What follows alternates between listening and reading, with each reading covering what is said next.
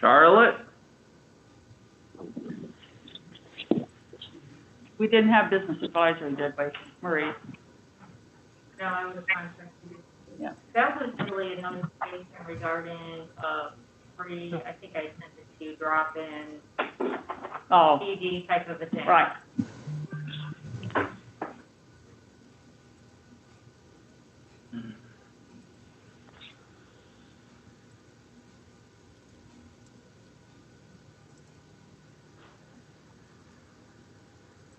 One last try. Charlotte? Charlotte? No? Gary, you still with us? I'm here. All right, we're going to go ahead and roll. If we can go ahead and start, we'll do the pledge in a moment of silence and get rolling. And Roll we'll do roll call after the pledge. call. Okay. Mary, would you lead us, please? I pledge allegiance to the The flag flag of the of United the United States of America and to the republic for which it stands, one nation, under God, indivisible, with liberty and justice for all.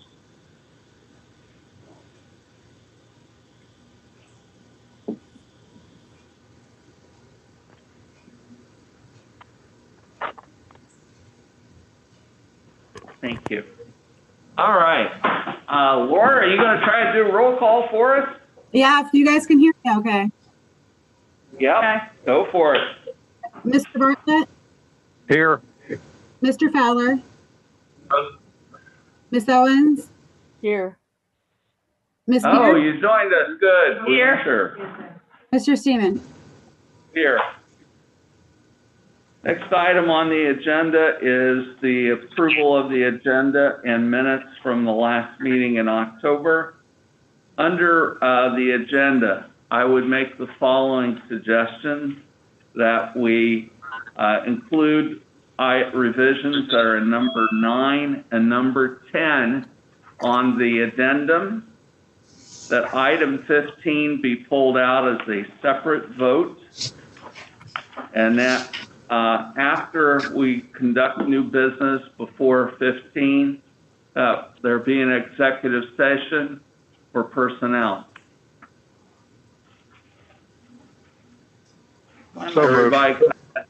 So moved by Mr. Bartlett. Second. Seconded by Ms. Pierce. Any follow-up questions? Hearing none, roll call. Mr. Bartlett, Yes. Mr. Fowler, Yes. Miss Owens, Yes. Miss Pierce, Yes. Mr. Steeman. Yes.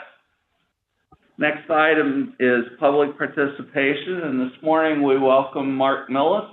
I don't know Mark. Okay.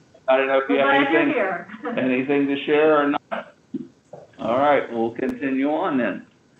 The next item is the financial report. Do we want the presentation during public participation, or do we want to leave it to the end?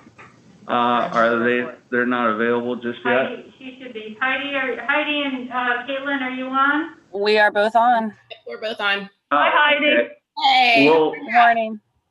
Yes, Heidi. okay, hopefully everybody can hear. We're going to do a brief presentation, then we'll go on to financial report, if that's okay. I forgot that we had that. So let me introduce the two of them real quick. So as you know, at the beginning of this year, we had begun to introduce pieces of what we're calling the impact report regarding the work that we do here at the ESC, because we don't really do a great job of telling our story. We have a tendency to just keep under the radar. We help districts. We do not really bring light to a lot of the things that we do that support them, in particular at no cost. And so Heidi, so you met with Dr. Dempsey as the first presentation regarding the PBL work that we're doing. Heidi and Caitlin, Heidi Deo and Caitlin Wood are two people who are on our staff who both have gifted coordinator qualifications and support districts in that effort. But we also have cross-trained Heidi and Caitlin in terms of PBL. And Heidi is a Google certified experts. And so we have done an awful lot of work in the last year regarding gifted education in terms of tech integration as well. So if you go into the website and you look at a lot of our offerings, several of them are Heidi or Caitlin serve as a co-instructor so that people taking those courses can meet the 15 hours required by the Ohio Department of Education to serve students who are gifted in a classroom, if that makes any sense. So Caitlin and Heidi are going to give a brief overview of the work that they've engaged in and allow for some questions. So you have the floor, ladies. Thank you. And I'm going to go ahead and share my screen so you all can see our slides here. Okay, and all right, so I'm going to go ahead and present. I'll give it a second here, it's loading.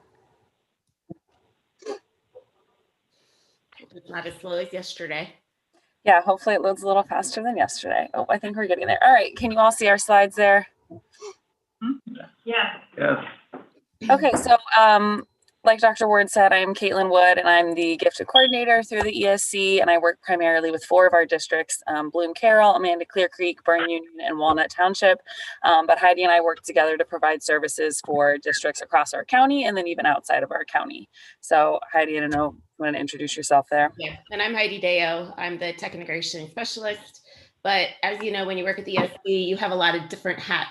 So you're going to see some of the different things that we've been doing the past year. So we're going to talk a little bit about some of the professional development that we've rolled out together, and then we're each going to talk a little bit about individual services that we've been providing to our districts. So one of the main PD events that happens every year is our countywide PD Day. This year, obviously, it looks a little different, but last year, Heidi and I each did separate sessions, and then we did one together. So I led 2 one-hour sessions on gifted strategies. One was on curriculum compacting, and one was on Genius Hour, and then I led a Q&A session for gifted teachers. And then Heidi, you can talk a little bit about your session that you led. yeah, and then I also led 2 one-hour sessions, just showing different ways that people can use technology in their classroom. And so one was a digital breakout, which is just a fun way to push content out to kids and to get them actively participating. And so the teachers in that section actually did a breakout. So they participated as if they were a student. And then also just went and pulled some of the high impact strategies from Arzano and Hattie and showed how they could integrate technology into those instructional strategies. And then Caitlin and I did one together she took it from the gifted end and I took it from the technology end and how to integrate some different tech tools to differentiate for the gifted learners. So altogether, we had a lot of teacher participants, had a lot of great feedback, and we were kind of bummed that we weren't able to do it this year in person, but hopefully next year that'll be something that we can offer again for districts. Next, as we transitioned into remote learning in the spring, we saw a big need from teachers to get more familiar with the Google services that a lot of our districts use. A lot of teachers were using Gmail or had basic understanding of Google, but didn't really understand all of the tools that Google offered and how they could leverage those in their classroom. So our first round of this came out in April, and then we offered it again in June and July for teachers. And we came up with 8 self-paced professional development modules that we facilitated through Google Classroom for teachers. And we selected 8 of the tools that we thought were going to be most beneficial for teachers to help reach students and provide quality instruction in a distance learning environment. And so that was Google Classroom, Google Slides, Google Meet, Drive, Extensions, Earth, Drawings, and Forms. And so we created a bunch of tutorial videos, we pulled resources from other Google experts, and we tried to make it a really consumable, very applicable platform for teachers to be able to immediately put it to use in their classroom. And then we also aligned this with the gifted competencies. So as Dr. Ward mentioned, teachers could count this for their annual 15-hour gifted PD requirement to be able to offer gifted services to their students. So we had about 108 participants between our two sessions. We've also offered that again this fall. And you can see there that we also had a number of teachers that participated in the Ashland graduate component of that, and the revenue that brought for us. And then actually we had, you can see there on the graph, we had a lot of participation from people outside our county. We were getting people from all over Ohio joining these courses. And actually we're running another one. We've been running them through the fall. And we have one going again right now. And again, we have people from Marietta, people from Northern Ohio who have joined these sessions. So, and we've gotten a lot of really positive feedback about them. So another service that we wanted to start being able to provide to our district was the resident educator mentor training. So the RE program is run through resident educator coordinators, but then there's also mentors that work directly with the resident educators in districts. And so Michelle Huff, Teresa Dempsey, Heidi, and myself all participated in this training. And so that started taking place in January, and it was fairly intensive. We had 2 days in January, 1 day in February, and then we actually this fall had to do two-day observations and then a 2-day co-facilitation before they said that we were trained to be able to now provide this mentor training to districts. And so this is something that we intend to start offering at the end of this school year leading into next year, but this training has been going on since last January. And we have a meeting, I think in a couple weeks, and they're going to actually, ODE is actually going to tell us what platform we're going to use to push out this training in the spring. If it's going to be a hybrid, if it's going to be face-to-face. They decided that there were a lot of different formats going on out there, and they kind of want to streamline it down to one format. So we're all kind of pushing the content out the same way. And so this is a service that other surrounding ESCs have been able to offer. And so if we are now able to offer that in-house, our districts and our teachers, our resident educators, and their mentors will not have to travel outside of our county, but we can now provide that in-house for them. Heidi, I'll let you talk about this. Yep. So as you know, the new evaluation system was supposed to be pushed out to all districts this year, but they backed off on that with COVID. But we, Sherry McClurg, myself, and Teresa, we all are now certified OTES 2.0 trainers. So we did have Pickerington. They did end up going 2.0. And at that time, it was in the late spring, early summer, and ODE had put it into their LMS, into their management system. But again, now that we're they're loosening up the type of training that we can do now. So we are actually all meeting several times in December to plan our format of how we're going to train all the administrators around the county. And again, it can be outside of our county also as we transition to 2.0 for the 2021-2022 school year. So again, in the spring, when we went to distance learning, we saw a need from teachers, not only for that Google Apps training that we mentioned, but also just to have a support network. And so Teresa Dempsey really took the charge on organizing this, and we all jumped on board, Heidi, Will Kirby, and myself. And we facilitated these Google Meet video chats with teachers from across the county, and we split it up based on grade band and content area.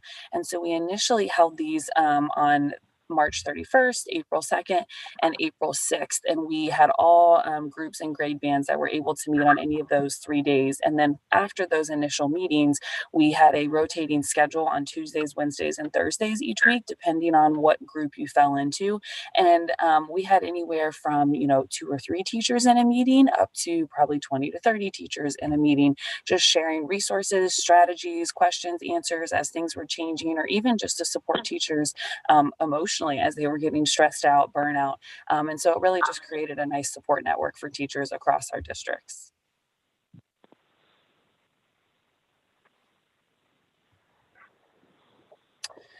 So some of the other gifted professional development that I rolled out last year, these were just various professional development sessions that we offered again for that 15-hour gifted high quality professional development requirement that ODE puts out annually for gifted service providers. So at each of my three main districts that offer services, Bloom Carroll, Amanda Clear Creek, and Walnut Township, I had various days that I was there providing PD for them. So you can see a big chunk of the PD was focused on web writing, and that's the written education plan that each gifted student is required to have for a district to report them as served. So you can see for each of those three districts that I was there multiple days doing those trainings and then helping teachers write them, and then circle back and report progress on those. At Bloom Carroll, I also facilitated a book study for a few teachers in the fall on blended learning. And then I was at Bloom Carroll a couple days in September and again in March for some of their professional development days that they had for staff training. Amanda Clear Creek wanted to do full staff gifted training, K-12, which was awesome. And so we did that on 4 different days last year. And then at Walnut Township, they wanted to do PD days a couple days in March. And then I also helped take a group of students to the OSU STEM Forum in November, which was a great professional development experience as well. We also decided to do gifted movie nights. And so this was kind of an alternative, more fun way to provide some professional development to teachers. And we decided to do 3 different movies that featured main characters that possess gifted traits, whether or not they explicitly said they were gifted or not. And each time teachers could sign up, come watch the movie, read an article, and then we had some discussion about connections between the article and what we saw in the movie. And each time we kind of had a target topic that we were focusing on. So in November, we did October Sky, and we really focused on the influence of community and family on a gifted student. In January, we watched Hidden Figures, and we focused on underrepresented populations in gifted services. And then once we went remote, we actually offered both of those options again, along with Little Man Tate. Which was the main character in that movie has Asperger's syndrome. And so we focused on overexcitabilities and some of the social emotional needs of our gifted students. And once we went remote, teachers could pick any of the 3 movies to participate in. And we had 26 participants that decided to engage with that over about a 2-week period in the spring. The last PD option that I helped provide was the PBL book studies.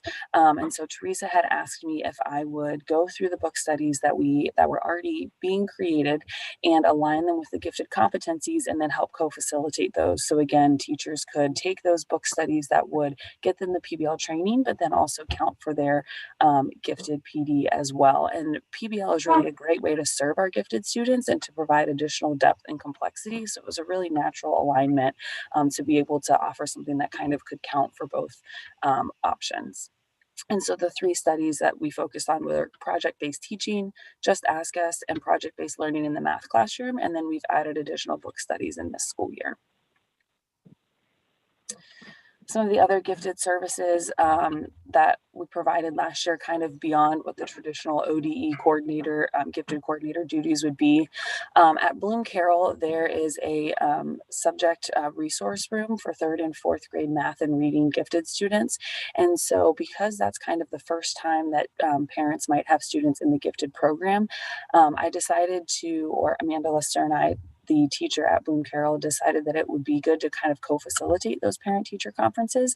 So I helped with those 3rd and 4th grade conferences on 3 days in November, and then 2 evenings in November, and then once during the day, so that parents would have different options. They could come in, meet me, ask questions, learn about the program overall, and see what their options are for their student moving forward. I also helped set up a all-county gifted network.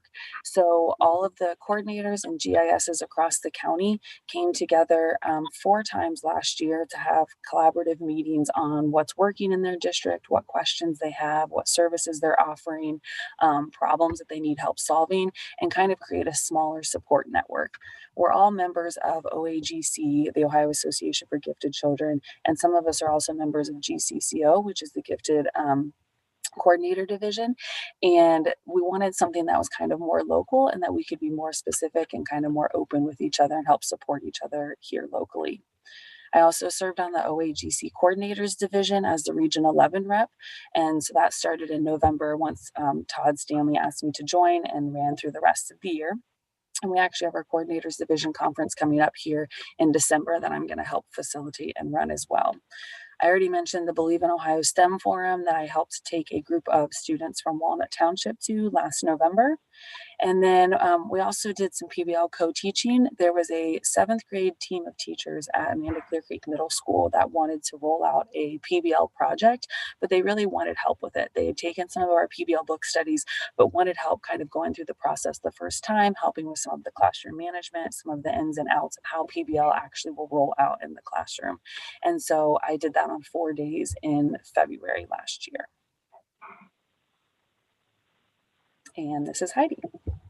So last year I was contracted out by Walnut Township to provide instructional coaching, technology coaching, really, I kind of lumped that all together. So I was able to work with primarily their elementary. I worked with some of the middle school, high school teachers.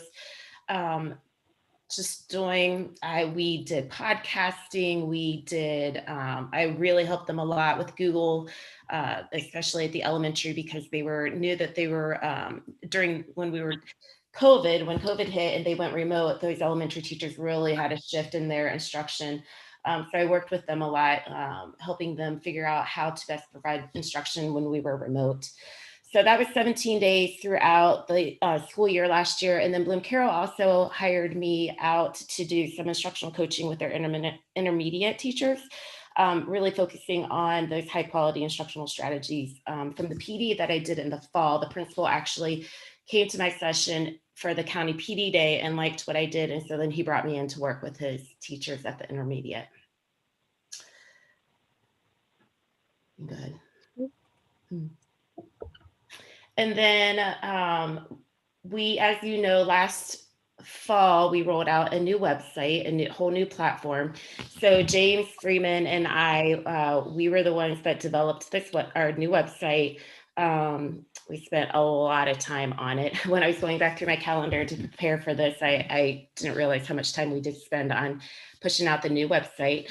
I also was very active with the PBL Matters team.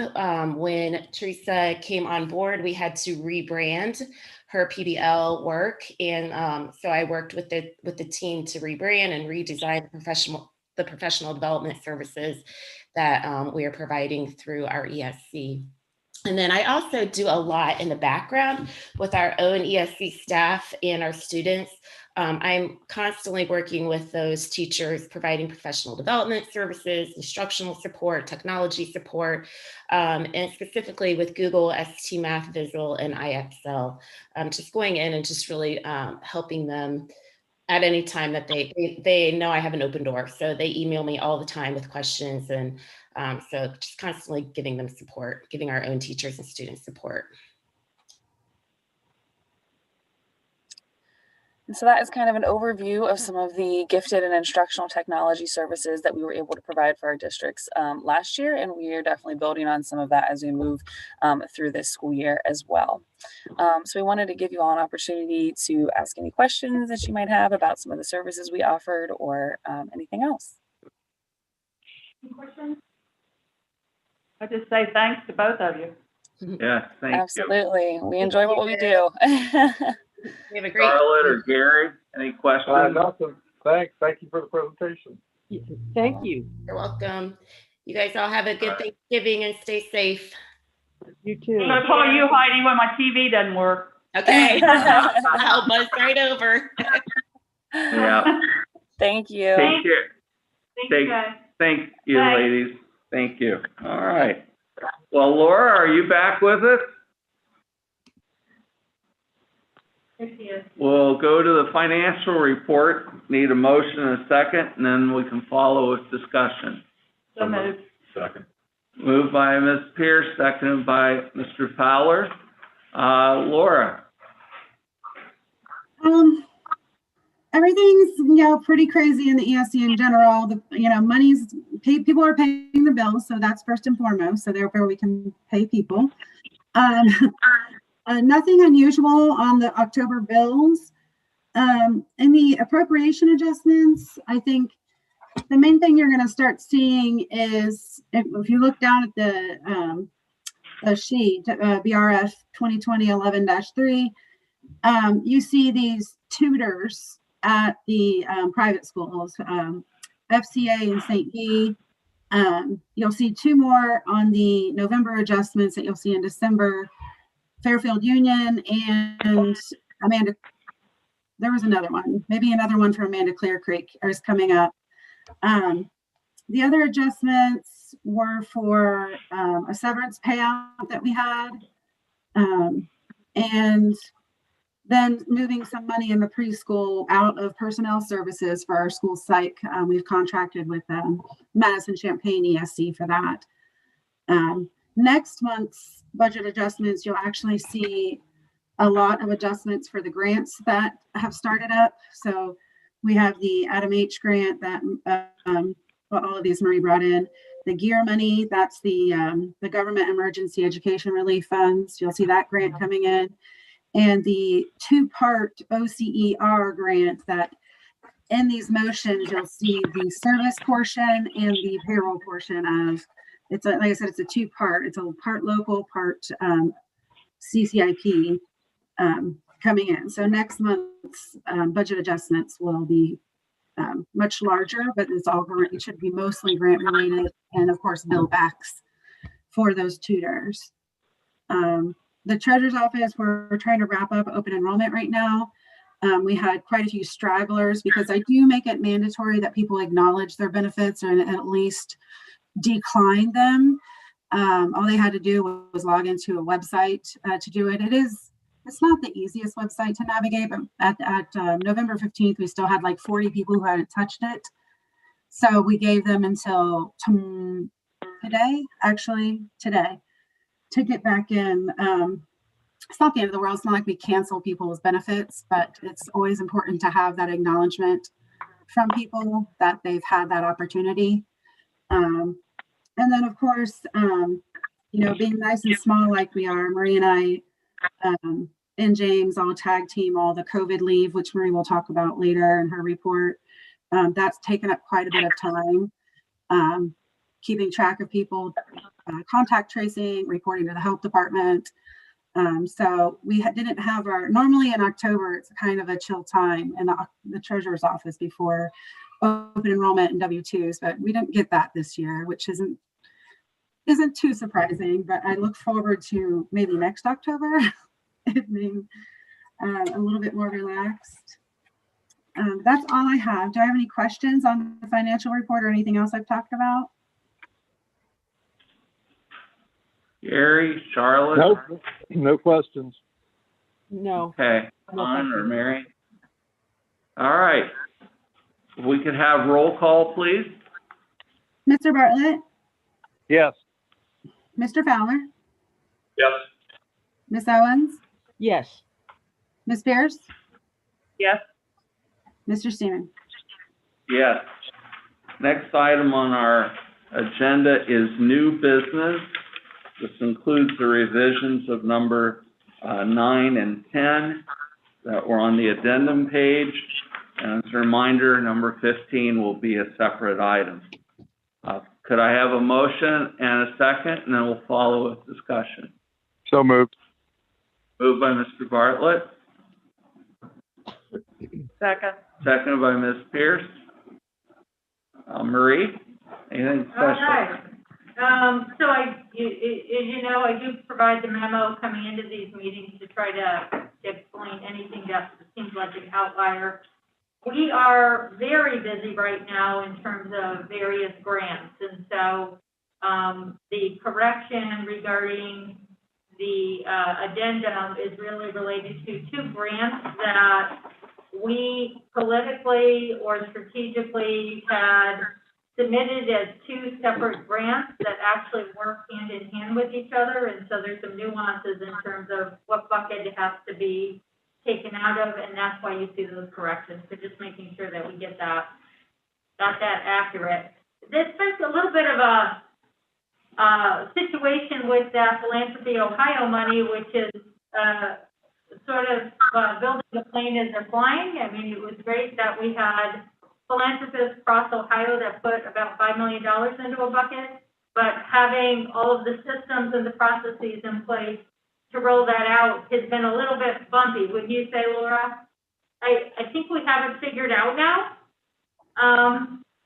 which is good because we've actually applied for another 2 grants through the Access Group, and hope to hear in the next week or so, right after Thanksgiving, whether or not we receive that additional $250,000 of funding into the consortium across our Access Collaborative. But otherwise, it's business as usual. You see all of the various folks that we have as ESC associates that are continuing to bring in funding and contracts, and that's all a plus for the ESC. We do have some changes in staffing in terms of preschool, as we have had some people, obviously with COVID, who've decided that they're not comfortable either working or there's personal reasons that have created a situation where our instructional aides have decided to resign. And we've had to fill some of those positions. And then the rest is really business as usual. It's been really busy. You would think because we are working remote to a great extent that things would be calmer. I actually think we're doing more work than we've ever done because we're not spending time traveling to places. So it's nonstop. I can tell you, Laura, I'll give you a report later in terms of numbers. Most days we started, Laura, in terms of flexing time, I think she's been in this office as early as 1:30 in the morning to get things done, to make sure that she can balance everything else going on in terms of all the COVID-related work that we're doing. It's been busy. But otherwise, it's not, it's business as usual to a great extent of trying to bring resources in and get services pushed out at no cost or low cost to the district. Any questions? Is there anything, Charlotte, Gary? Yeah, I was, so the OSER, so you have federal money and then it's the Philanthropy Ohio, the local money, or, okay. Yeah, there's 2 different pots of money. The OSER's money was really funding that came through CARES Act money that was distributed to the Ohio Department of Education and flowed down to us. So it has a pretty small box of things that we can use that funding for. And then the Philanthropy Ohio money is a separate pot. Okay. Which is really focused on professional development and support to districts, et cetera. Okay. Any other questions from anyone? Gary? Nope, good. All right. The other thing I would point out is I noticed that we are approving the policies and regulations that were updated. That was on the agenda last month for review, and those deal with Title IX processes. Most of that is federally mandated. So just wanted to make sure I saw that. Yep, absolutely. All right. I watched the Title IX thing on the conference, and we did pretty much the same as what they even suggested. I thought that was. There are a lot of pieces to it. There were a lot of pieces to that. Yes.